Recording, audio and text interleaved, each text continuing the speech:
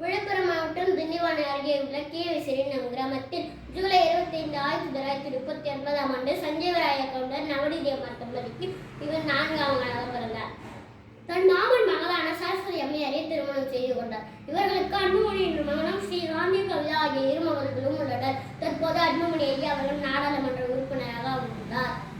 ஐயா அவர்கள் தனது பள்ளி படிப்பு சொந்த ஊரில் உள்ள காந்திஜி ஆதார பள்ளியில் பயின்று தனது மருத்துவ படிப்பை சென்னை மருத்துவக் கல்லூரியில் நிறைவு செய்தார். திண்டிவனம் அரசு மருத்துவமனையில் 3 ஆண்டுகள் மருத்துவராக பணிபுரிந்தார். பின்னர் ஏழை எளிய மக்களுக்கு சேவை செய்யும் விதத்தில் சொந்தமாக மருத்துவமனை ஆரம்பித்து ரூபாய் 3 என மிக குறைந்த கட்டணத்தில் மருத்துவ பார்த்து வந்தார். மருத்துவ பணியாற்றி வந்த மருத்துவர் ஐயா அவர்கள் தான் சார்ந்த வன்னியர் சமூகம் பின்தங்கிய நிலை பற்றி சிந்திக்க தொடங்கினார்.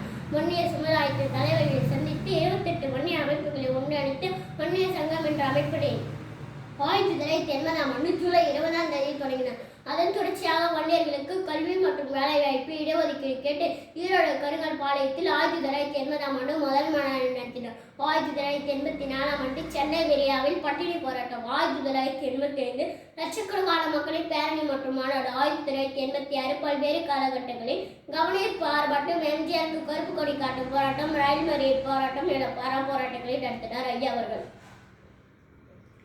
வன்னியர்கள் தமிழ்நாட்டில் வன்னியர்கள் அதிகம் வசிக்கும் பகுதிகளில் நேராக சென்று பார்த்து கடல் என்ற இதழையும் நடத்தினார். திசைக்கு ஒரு பிரிவாக பிரிந்து காணுகிற மக்களை பெரும்பாலாக ஒன்று திரட்டினார். அனைத்து ஜாதியினருக்கும் மக்கள் தொகை அடிப்படையில் இடஒதுக்கீடு, வன்னியர் ஜாதியினருக்கு மாநிலத்தில் 20% இடஒதுக்கீடு, மத்தியில் 2% உள்ஒதுக்கீடு போன்ற கோரிக்கைகளை முன்வைத்து 17/9/1987 முதல் 23/9/1987 வரை தொடர் சாலை மறியல் போராட்டத்தில் ஈடுபட்டார் ஐயா அவர்கள். துப்பாக்கிச் சூட்டில் 25 பேர் வீரமரணம் அடைந்தனர். 18,000க்கும் மேற்பட்டவர் கைது செய்யப்பட்டனர்.